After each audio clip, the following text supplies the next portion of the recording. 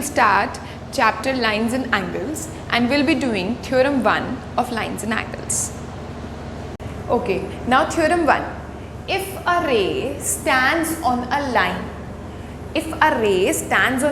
that means if this is our ray OC and it is standing on a line AOB. If a ray यानी OC stands on a line यानी AOB, then sum of two adjacent angles कौन से हैं हमारे, ये वाला and ये वाला, ठीक है. Then the sum of two adjacent angles so formed is 180 degree. That means to prove जो है हमारा वो है angle AOC plus angle BOC is equal to 180 degree. This we have to prove. Okay. Now इसमें हम construction क्या करेंगे, draw OD perpendicular to AOB. Construction क्या है हमारी, कंस्ट्रक्शन क्या है हमारी, draw OD perpendicular to AB. ठीक है. Now proof. एंगल AOC, ध्यान से देखिए, एंगल AOC यानी हमारा यहाँ से यहाँ तक का angle can be written as the sum of two angles. What are they, angle AOD प्लस एंगल DOC, एंगल AOD प्लस एंगल DOC. ठीक है. इसी तरह से हम लिखेंगे angle BOC. Angle BOC is equal to angle BOC कहाँ से कहाँ तक है हमारा, ये एंगल BOC कैसे लिख सकते हैं हम, angle BOD minus angle DOC. अगर हम यहाँ से यहाँ तक एंगल लें और उसमें से ये वाला माइनस कर दें तो हमारा आ जाएगा एंगल BOC, ये DOC. This is equation 1, this is equation 2. Now adding 1 and 2. इसको क्रैम करने की ज़रूरत नहीं है. क्यों? क्योंकि हम साथ साथ देखते जाएंगे कि हमको प्रूफ क्या करना है. क्या प्रूफ करना है, AOC और BOC का एडिशन, वो हमको 180 लाना है. और यहाँ पर AOC भी पता है हमको, BOC भी पता है, हम उन दोनों को ऐड कर देंगे तो हमारा प्रूफ हो जाएगा. कैसे, ये देखिए, एंगल AOC प्लस angle BOC is equal to angle AOD प्लस एंगल DOC प्लस angle BOD minus angle DOC. DOC से DOC हमारा कैंसिल हो गया, क्या बचा, एंगल AOD प्लस angle BOD. Now we can observe angle AOD का मेजर क्या है, AOD 90 डिग्री है. क्यों? क्योंकि हमने DO परपेंडिकुलर ड्रॉ किया था AB पर, तो इसकी वैल्यू क्या है हमारी 90 डिग्री, और BOD की वैल्यू क्या है, वो भी 90 डिग्री है. तो 90 डिग्री प्लस 90 डिग्री क्या हो गया, 180 डिग्री. एंड हेंस प्रूव्ड, क्योंकि हमने प्रूव कर दिया कि AOC प्लस BOC is equals to 180 degree. Okay students, now next theorem is this theorem is also of our NCERT book. If two lines intersect each other, then vertically opposite angles are equal. That means if two lines intersect each other like this, if this is a line and this is also a line, if two lines intersect each other at point O, ठीक है, then vertically opposite angles are equal. अब ये तो हमको पता ही है कि vertically opposite angles कौन से हैं, 1 and 2 are vertically opposite angles, 3 and 4 are vertically opposite angles. तो हमको इसमें प्रूफ क्या करना है, हमको इसमें ये प्रूफ करना है, ये वैसे हमें पता है बट हमें यहाँ पर प्रूफ करना है कि 1 is equals to 2 and 3 is equals to 4. तो इसके लिए हम क्या करेंगे, बहुत ही सिंपल थ्योरम है ये. इसके लिए प्रूफ में हम क्या करेंगे कि angle 1 plus angle 3 is equal to 180 degree. क्यों? क्योंकि जो इससे पहले वाली थ्योरम हमने अभी स्टडी करी उसमें क्या किया था हमने कि sum of two adjacent, if a ray stands on a line if OD stands on a line then sum of two adjacent angles is 180 degree and adjacent angles कौन से हैं हमारे यहाँ पर 1 and 3। अगर हम इतनी फिगर देखें तो OD stands on a line AOB and sum of two adjacent angles 1 and 3, तो 1 plus 3 का सम क्या हो गया 180 डिग्री, वही लिखा है मैंने। ठीक है, इसी तरह से अगर OA, अगर हम इतनी फिगर देखें तो AO stands on this line, तो सम ऑफ टू एडजेसेंट एंगल्स कौन से हमारे 2 and 3, तो इसी तरह से 2 and 3 इनका सम भी क्या हो गया हमारा 180 डिग्री। अब दोनों की RHS अगर हमारी दोनों इक्वेशंस की RHS अगर हमारी 180 डिग्री है तो इसका मतलब RHS इक्वल है तो LHS भी इक्वल होगी, तो इसका मतलब angle 1 plus angle 3 is equal to angle 2 plus angle 3। Okay, angle 3 से एंगल 3 हमारा कैंसिल आउट हो जाएगा, then therefore angle 1 is equal to angle 2 which proves our first part. And similarly, we can prove angle 3 is equals to angle 4, or we can write directly that angle 3 is equals to angle 4. Okay, this is example 1 of chapter lines and angles. In figure, the figure is given in the question, lines PQ and RS. PQ and RS intersect each other at point O.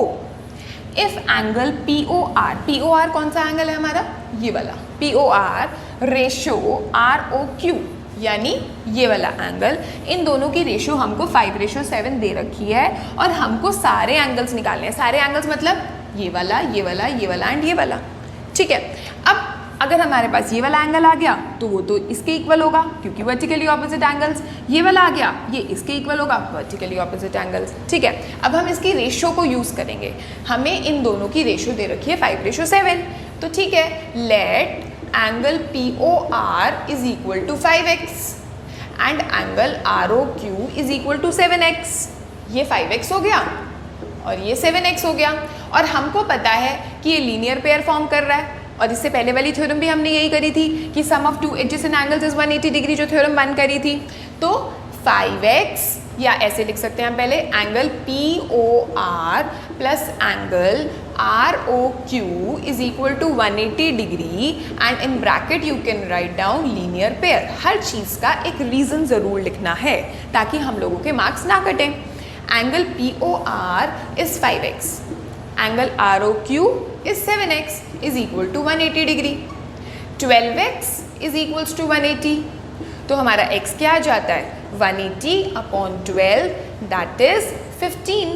अब जब हमारा x 15 आ गया तो इसका मतलब हम POR में x की वैल्यू डालकर 5x में x की वैल्यू डाल देंगे और हमारा POR आ जाएगा, and similarly we can find out ROQ। How come, angle POR जो हमने 5x एज्यूम किया था वो आ जाएगा हमारा 5 × 15 that is 75 degree, that means ये मेरा 75 आ गया, and angle ROQ is equals to 7x मतलब 7 × 15 विच इज 105 डिग्री, तो ये मेरा 105 आ गया।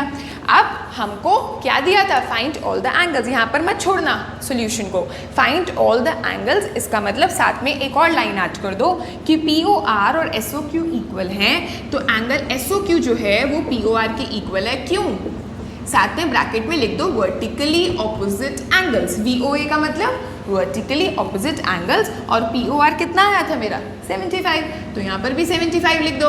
अब इसी तरह से POS रह गया हमारा, वो भी लिख दो, angle POS is equal to angle ROQ, same reason vertically opposite angles, वो हमारा कितना आया था 105, तो वो भी हम क्या लिख देंगे 105 degree. Okay okay, this is example 2 of this chapter.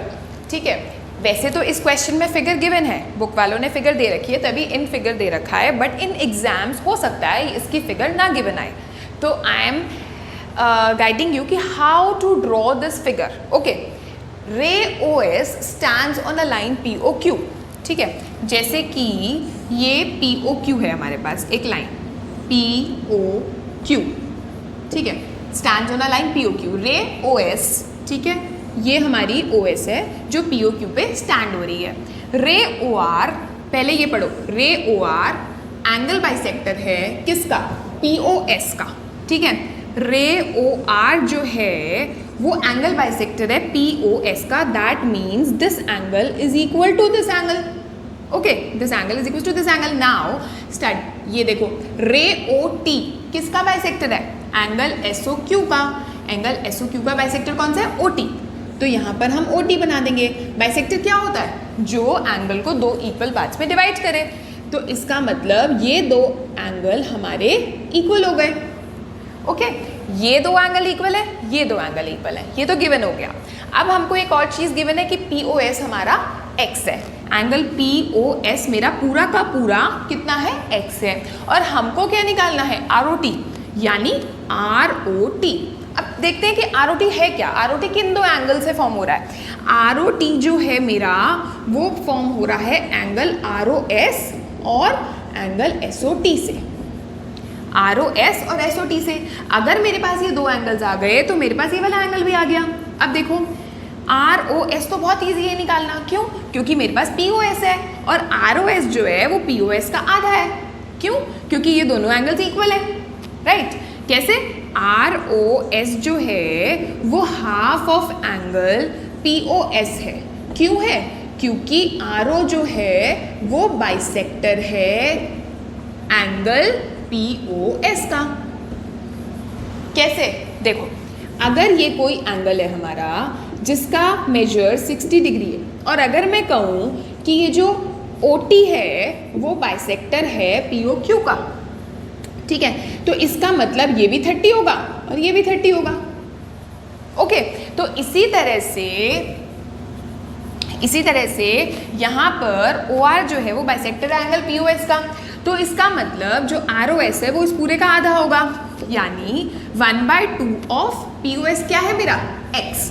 तो that is x which is x/2. ठीक है.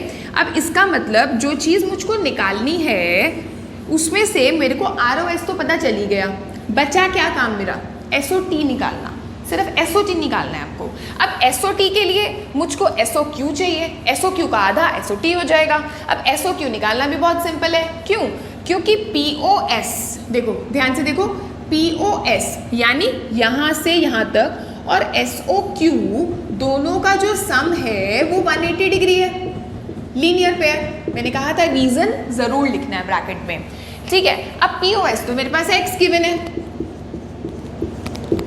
तो इसका मतलब SOQ क्या आ गया मेरे पास? 180 माइनस x. सिंपल. अब जब SOQ आ गया, जब ये SOQ आ गया तो SOT आ जाएगा, उसका हाफ. एंगल SOT क्या होगा? हाफ ऑफ एंगल SOQ, यानी 1/2 ऑफ 180 माइनस x. अब यहाँ पर क्या करो? 1/2 को डिस्ट्रीब्यूटिविटी लगा दो. 1/2 को 180 से भी मल्टीप्लाई कर दो, 1/2 को x से भी मल्टीप्लाई कर दो.